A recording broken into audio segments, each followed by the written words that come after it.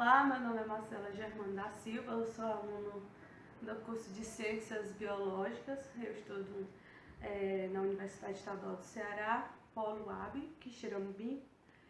E para essa bioação a gente vai falar sobre sistema circulatório fechado. Quando a gente ouve falar sobre sistema circulatório, o que a gente imagina? Vasos sanguíneos, o coração lá trabalhando, sangue pulsando e correndo no nosso corpo. Só que o que a gente tem que entender também é que nós, animais como somos, e os outros apresentam tipos de circulação diferentes e sistemas circulatórios diferentes.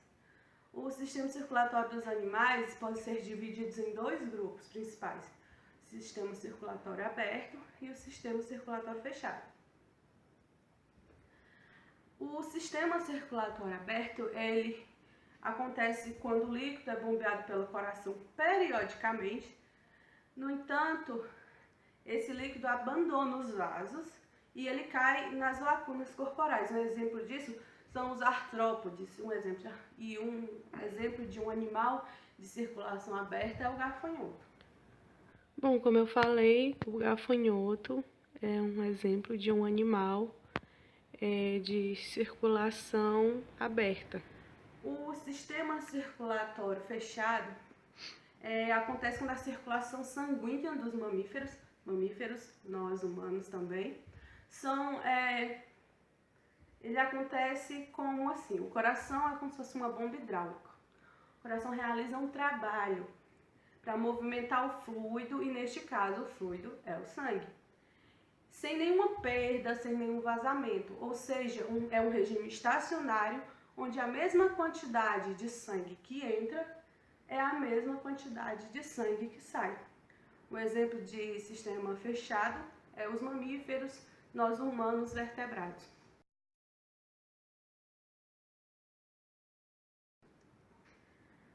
Também existe a classificação entre circulação simples e circulação dupla. A circulação simples é aquela em que o sangue passa apenas uma vez pelo coração.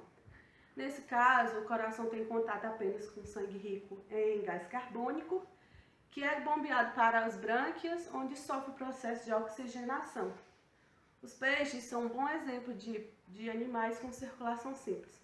A circulação dupla, na qual nós também fazemos parte, o sangue passa duas vezes pelo coração, uma durante um ciclo completo. O coração ele recebe sangue rico em oxigênio e rico em gás carbônico.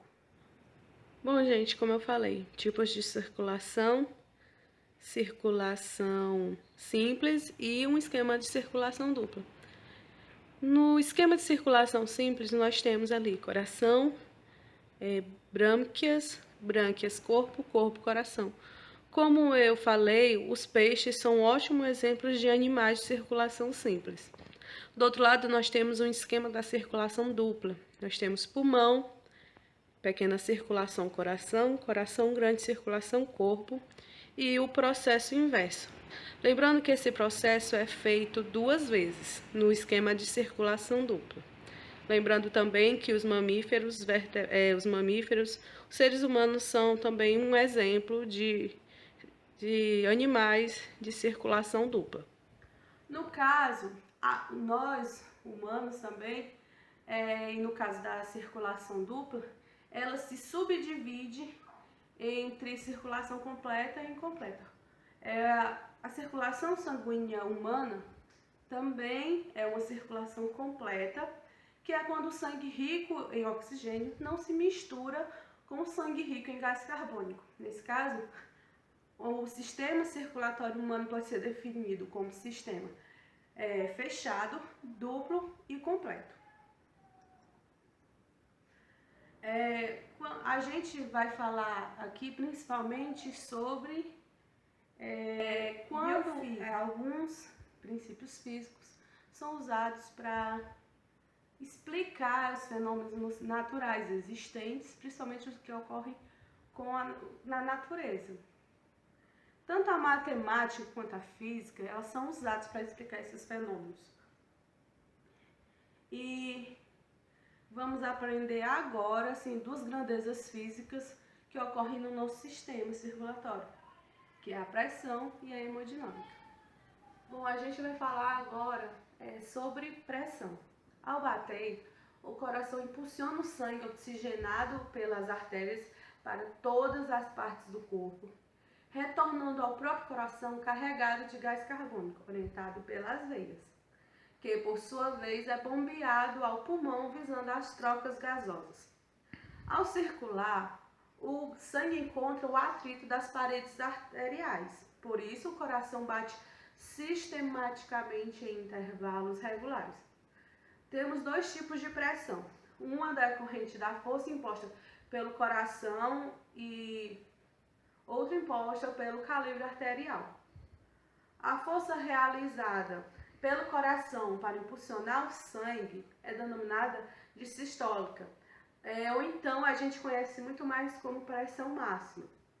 E a resistência oferecida pelas paredes arteriais ao sangue impulsionada é chamada de diastólica e nós conhecemos mais popularmente como pressão mínima.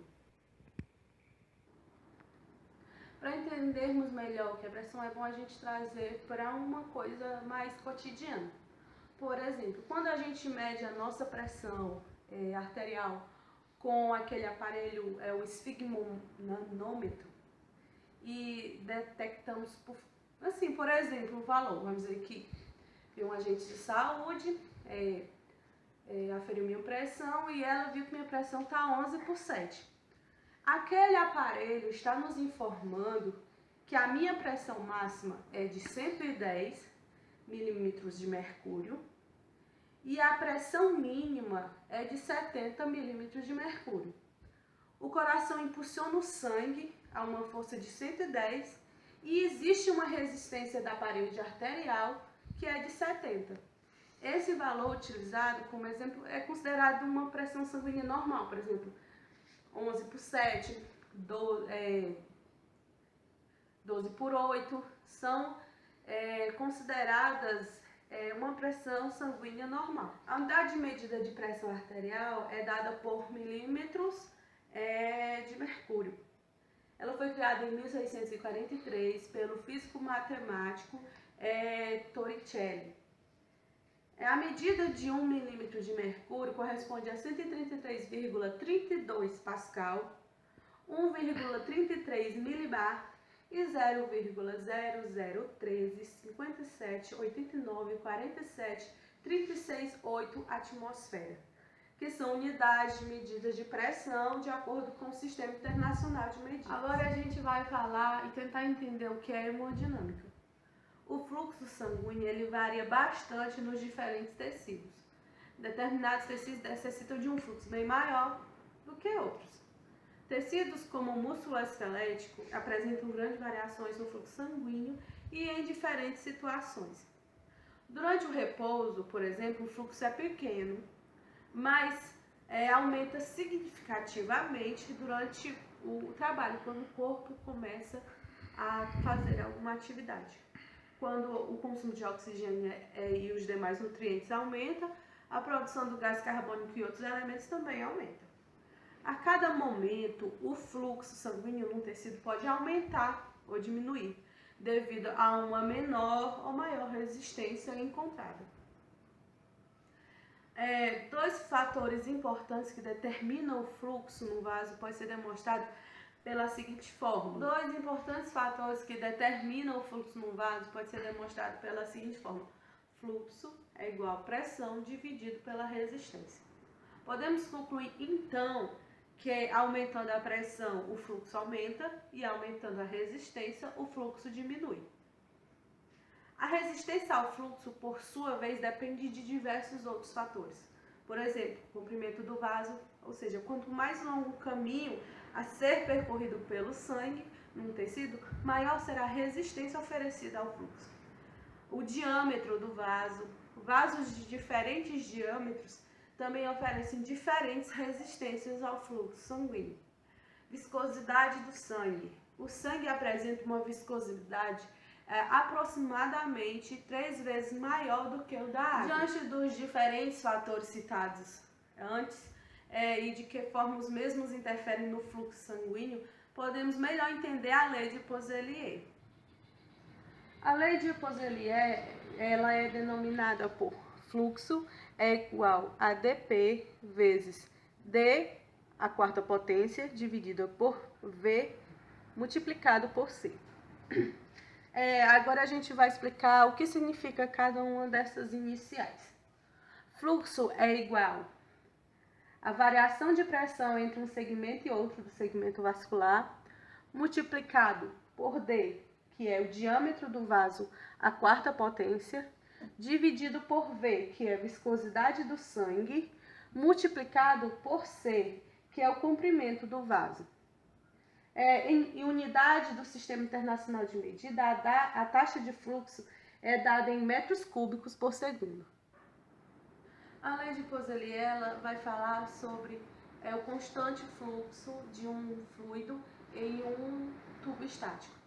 Considerando que as artérias principais têm uma parede elástica e elas se expandem ligeiramente a cada batida do coração, o fluxo de sangue no sistema circulatório ele não obedece exatamente a essa lei que a gente acabou de ver. Mesmo assim, a lei de Puselier ela é muito utilizada para entender os fenômenos relacionados ao fluxo do sangue no sistema circulatório. Bem, gente, esse aqui foi mais ou menos o que eu pude passar sobre o sistema circulatório fechado. Espero que você tenha entendido o que eu quis repassar e muito obrigada.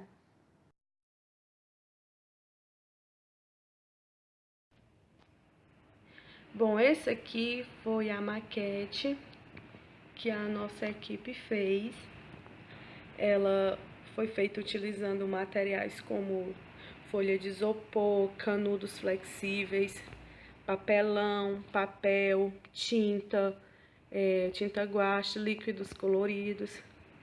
Ela representa um sistema circulatório fechado. Vocês podem ver os órgãos principais, aqui o coração, as veias, artérias. Espero que tenham gostado.